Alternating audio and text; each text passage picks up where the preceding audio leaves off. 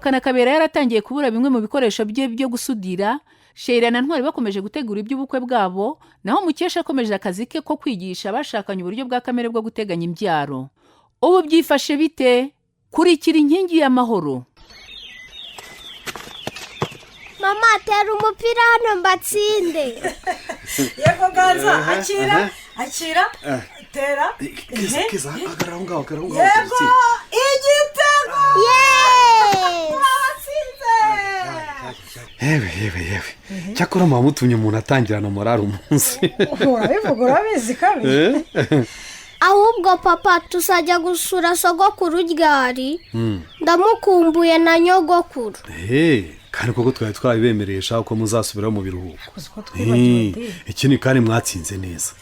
Ndumva rero Sheri, none twabemerera bakajyayo. Hari ikibazo se Sheri? Ahubwo se ni mugenda ubwo tuzadukina nande Ganza. Mama, nyine tuzakina nituvayo. Maze nsasubira kuragira inka nongere nkame na kwa kundi njya mbikora hano. Mama, Karame, nidusubirayo nzacunda amata nereke nyogokuru uko nabimenye. Ahubwo buretse. Karame, Nibavuga amata bagikama ko kanya bavuga inshyushyu. bravo. Ganza, Karame, nibavuga amata yaraye bavuga umubanji. Byiza cyane rwose Ganza. Ntibavuga gusuka amata mu gisabo bavuga kuyabuganiza. abana bacu neza ikiboneza vugo barakinyoye neza pe. Kuri pe. Ganza buretse ibintu byose ni ku ishuri babibigishije. No ku ishuri barabitwigishije ariko ngewe nari narabimenye kwa sogokuru. Bajyaga babitubwira. Yego rata. Ahubwo papa Ganza, Ndakumva. natwe nk'ababyeyi dufite uruhare runini mu gutoza abana bacu kumenya umuco n'ururimi byacu. Rwose. Aba mama n'abapapa baba babizi. Turabizi rwose. Nimuva kwa nyogokuru no kwa sogokuru tuzarushanwa. Sibyo? Yego. Nuko bibondo byanjye. Ahubwo se Ganza, tubareke mugenda aka kanya mwiga n'ibindi. Berina, ndakumva. ko ndeba nta morale ufite se n'amahoro. Yewe, nuko nabyotse numva umutwe undya. Ariko nanyweye ikinini biri kugenda bishira. Komera. Birashira ubwanyu utunini. Vyore, meze neza wowe? Meze neza ngewe Muke. Nuko. Imana ishimwe ko mwabashije kuza. Kandi mwakoze kwitabira gahunda nk'uko bisanzwe. Urunigi rwanyu mukoresha rurihe? Akira ngoro Muke. Murakoze cyane. Ndabona impeta iri ku isaro rya 10 mu y'umweru. Nukuvuga ko dusigaje kwimura impeta iminsi 2 tukaba turangije iminsi y'uburumbuke. Nibyo rwose. Hanyuma uyu munsi ndashaka ko twibanda kuri iri saro ry'ikijuju kijimye. Yego. Kuri uru runigi rwanyu mureke mbabaze. Tubaze rwose. Mwaba mwarabashije kubara ngo murebe iri saro ry'ikijuju kijimye ari irya kangahe? Muke, njye ntabwo nabibaze pe. Nanjye ntabwo nabibaze. Cyakora icyo nibuka nuko wabidusobanuriye. Ariko rwose sinongeye kubyibuka pe. Nta kibazo. Noneho reka dukoresha uru runigi mfite. Twabonye ko ku munsi wa mbere w'imihango impeta ijya hehe kuri uru runigi rw'ukwezi k'umugore. Ku isaro ritukura Muke. Twabonye ko buri saro ringana n'iki? N'umunsi. Noneho tugiye kwimura impeta duhereye ku isaro ritukura. Yego. Tugende tubara kugeza ubwo tugeze ku isaro ry'ikijuju kijimye. Ngaho tugende. Noneho tubonye ko ari isaro rya kangahe? 27. Yego. Dutangira kwiga urunigi rw'ukwezi k'umugore twabonye ko rukoreshwa n'abantu bameze bate? Muke, rukoreshwa n'abantu bafite ukwezi kwabo gufite iminsi itari munsi ya 26 ntirenga 32. Murakoze cyane mwese. niba rero twabonye ko iri saro ari irya 27 uhereye ku isaro ritukura ni ukuvuga ko iyi mpeta rigezeho muba mushobora gutangira kubona imihango cyangwa igatangira kuri rimwe mu masaro arikurikira. dore ubundi ngewe muke yego ubundi nkunda kuyibona iyi mpeta igeze ku isaro rya 29 cyangwa irya 30. rwose kubeshya niyo njye sinabyitagaho, kwiga ni uguhozaho pe. guhozaho. none se muke ndakumva. birashoboka ko Violette yabona imihango mbere y'uko impeta igeraho? birashoboka cyane rwose. bisobanura ko ukwezi kwanyu kwaba kwagize iminsi iri munsi ya 26. aha birumvikana. yego. icyo gihe rero bibaye Violette akabona imihango mbere y'uko murigeraho, mukwiye guhita muza kundeba. ibyo nabyo turabimenye muke. none se muke ndakumva. ntabwo bishoboka ko twakwimura impeta tukarinda turangiza urunigi Violette atarabona imihango? icyo ni ikibazo cyiza cyane. birashoboka rwose ko abashakanye bakoresha urunigi nk'uburyo bwa kamere bwo guteganya imbyaro, bimura impeta bakarinda barangiza urunigi umugore atarabona imihango. icyo gihe nabwo bisaba kwihutira kuza hano nkabafasha. hanyuma se muke, yego, izo mpinduka zivuze ko abantu baba batakemerewe gukoresha urunigi? ni ukuvuga ko baza ukabahindurira? ubajije ikibazo cyiza cyane. ubushize se ntitwabonye impamvu zimwe na zimwe zishobora gutuma habaho ihindagurika mu kwezi k'umugore? yego twarazibonye. harimo umunaniro ukabije, umuhangayiko ukabije, harimo kandi n'imiti imwe n'imwe yabitera. birumvikana noneho. hanyuma indi mpamvu ishobora gutuma abashakanye bakoresha urunigi bihutira kwegera umufasha w'ingo ni nk'igihe habayeho umushyikirano mpuzabitsina kandi mugeze mu masaro y'umweru abasaba kwifata. birasobanutse? yewe ndumva byose ntabinyoye pe. Violette wowe si ukora?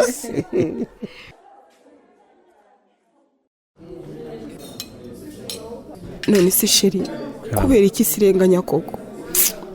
nk'ubu kuba dukorana bitwaye iki ko nta kosa na rimwe turagwamo? wibabara amahoze. none se niba amategeko y'igihugu dukorera nyine ariko avuga uko abantu babiri bafitanye isano ya hafi batagomba gukorana, umwe aripotinga ku wundi.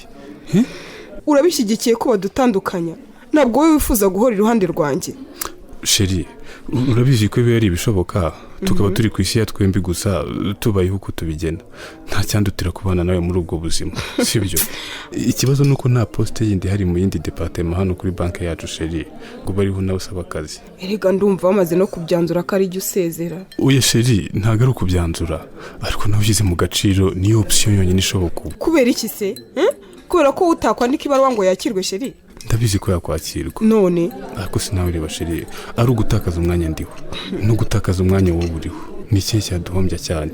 uravuze ngo ngewe nseze ntacyo twahomba rero? oya darling, cururuka, ntabwo ari mvuze guhomba cyane. ndakwinginze reka kurakara ngo bitume uvuga ibintu ntavuze sheri, sibyo? karame, ngaho reba nseze yari njye uri kwita kuri musaza wanjye Peter. none se mba ari njye usezera? kubera iki? kandi ubizi ko icyambere ari njye uhembwa amafaranga menshi, atuma tubasha gukemura ibibazo bimwe na bimwe. icya kabiri, dufite inguzanyo nafashe turi kuvuza mama. ubwo se n'ubundi nusigara umushahara wembwe uzishyura inguzanyo hanyuma unabashe kwita kuri musaza wawe Peter. ntibavuze ko wahita ubona akandi kazi se? ikindi kandi umushahara wanyu umfasha no kwita kuri mama, byibura mwebwe mufite amazu abunganira ukayishyira mu gaciro sheri. ariko sheri, wagira ko kwikunda koko? ntabwo ari ukwikunda sheri. basuri manager, genda ubabwire batugumane twembi kuko njye rwose sinzasezera.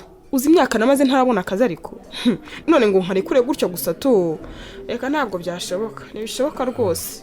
ushaka ubuyobozi bwa banki ubabwire twembi batugumane cyangwa usezera ari wowe.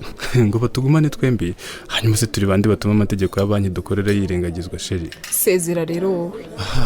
darling, ndabizi ko umutima wawe uri kukubwira igikwiye, ariko ikibazo nuko akanwa katari guhamanya nawe. don't worry sheri, turatangira dushaka akandi kazi kandi ndabizi uzahita ukabona rukundo. nawe wakabona ariko. ese kuki udatekereza ko wabona akandi kazi keza kanaguhemba menshi kuruta kuri kwanga gusezera wakoraga? hanyuma se wowe kuki wumva utabona akandi keza kaguhemba menshi kurusha bihembwa? sheri, uzi n'ikindi, nutagabanya kwikunda kwawe bizakugora kandi wirirwe reka nisubirire mu kazi. Sheila,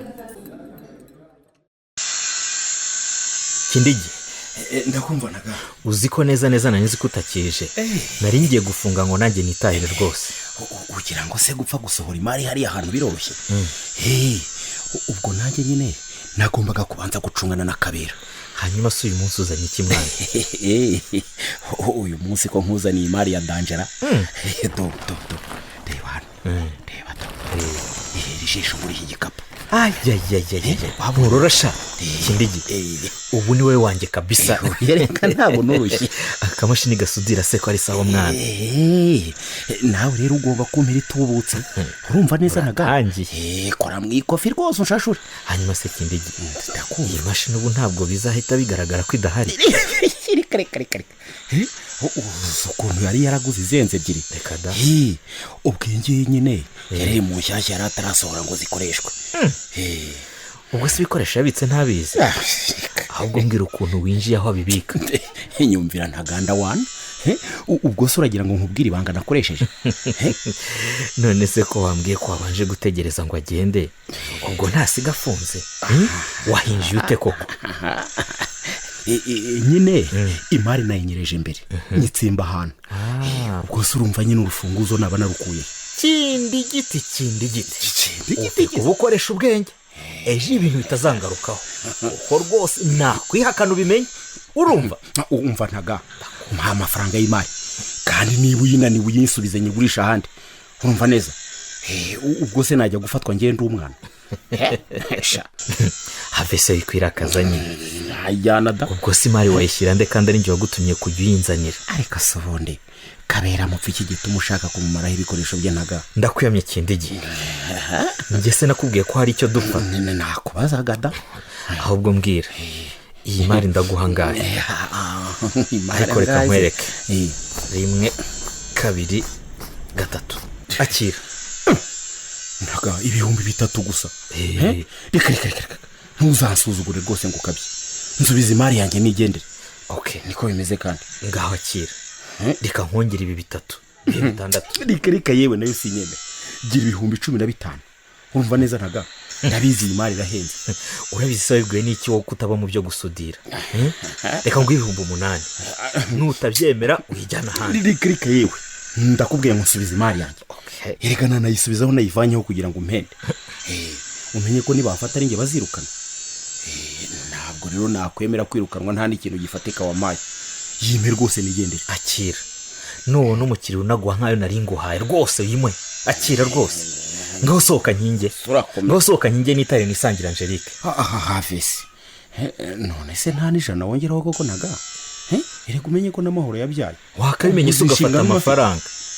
Rwose mva nta nirutoboye nakongeraho. Ngaho zana amafaranga. Ngare kose se. Cyakora reka nkwereke Kindigi. Reka nkongere 500 yo kunywa agacupa. Ntiwumva se?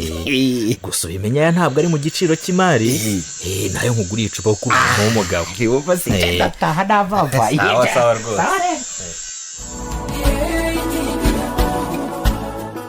Ko Sheila na Ntwari batumvikanye ko ugomba gusezera akazi hagati yabo, biragenda biti.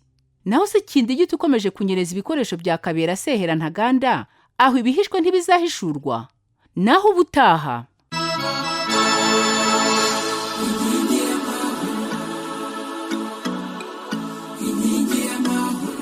Ikinamico inkingi y'amahoro muyigezwaho na Caritas Rwanda ku bufatanye na Minisiteri y'Ubuzima binyuze mu kigo cy'igihugu gishinzwe ubuzima RBC ku nkunga ya Enabel. Itambuka kuri Radio Rwanda kuwa kabiri 12:15 z'umugoroba, kuwa gatatu 2:15 z'ijoro no kuwa kane 12:15 z'umugoroba. Kubacikanywe ibi bice byose byatambutse mu cyumweru byongera kunyuzwaho kuwa gatanu 2:15 z'ijoro no kuwa gatandatu 8:30 z'amanywa.